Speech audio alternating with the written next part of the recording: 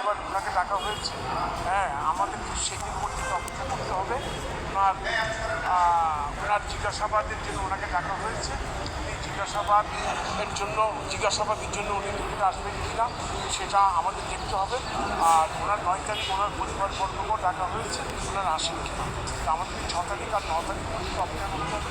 আরেকটি বিষয় যেটা আপনি বলছেন তাকে উঠিয়ে নিয়ে গেছেন না, সেটা তো এই মুহূর্তে আপনার তো বলা সম্ভব না, কারণ ওরা আপনার অ্যাকাউন্টগুলোর উপর একটা অ্যাসেসমেন্ট চলছে, পরীক্ষা চলছে। এছাড়াও কোনো অ্যাকাউন্ট আছে কি না এবং যে টাকাগুলো ওনার এক জব্দ হিসেবে পাওয়া যায়, আসলে তার পূর্বে কোনো অ্যাকাউন্ট থেকে টাকা উঠিয়েছে কি না, সেই উঠিয়ে থাকলে সে টাকাটা কোথায় গিয়েছে, ক্যাশ নিয়ে গেছে না অন্য ব্যাংকে গিয়েছে, সব বিষয় কিন্তু এখন সরকারের পর্যালোচনা করা হচ্ছে। অ্যাপার্ট ফ্রম দ্যাট বিএফআইপি চিঠি দিয়ে বিভিন্ন তথ্য সরবরাহের জন্য ওনাকে জানানো হয়েছে, ওনাদেরকে প্রতিষ্ঠানকে জানানো হয়েছে। সে বিষয়টির জন্য আমরা অপেক্ষা করি। অর্থাৎ যে অনুসন্ধান কার্য চলছে সেটা অত্যন্ত সরকারি তরিকতেই চলছে। অনুসন্ধান করলে সেই সব পুরো চিত্রটি আপনারা পাবেন। উনি আইন তার নিজস্ব গতিতে চলবেন, ওনাকে সুযোগ দেওয়া হয়েছে।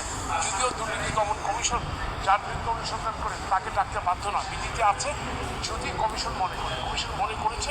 আমি মনে করি কমিশন ওনাকে সুযোগ দিয়েছে, উনি সুযোগটা অ্যাভেল করবেন। যদি আসে ওয়েল এন্ড গুড, আর যদি না আসে কমিশন তার নির্দিষ্ট যে আইনি পরিধি আছে, আইনি কাঠামো, এবং সেই আইনি কাঠামোর আওতায় থেকে কাজ করে অনুসন্ধান করবে শেষ করবে।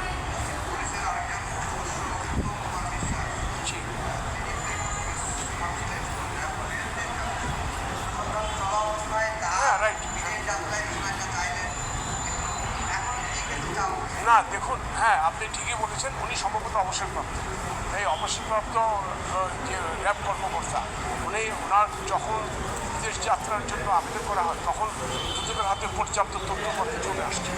এখন দুদকের হাতে পর্যাপ্ত তথ্যপত্র ম্যানেজারি সাহেবের বিরুদ্ধে আসার পরে দুদক জব্দ দিয়ে এখন দুদক হয় জব্দ 26 আর 29 তারিখ।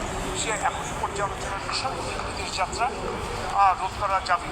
এখন এরই মধ্যে তো আমরা গণমাধ্যমে শুনছি, কেউ বলছে 12 তারিখ 12ই মে, কেউ বলছে 4 মে, কেউ বলছে আরও আগে চলে গিয়েছে। কাজে বিষয়টির জন্য আমাদেরকে 6 তারিখ পর্যন্ত অপেক্ষা করতে হবে। না, দুদকের হাতে কোনো তথ্য এই মুহূর্তে অফিসের কিছু না। তবে আপনি যেটা বলছেন তার বিদেশ যাওয়ার বার করার জন্য সেখানে আপনারা জানেন আপনাদের একটা গাইডলাইন আছে।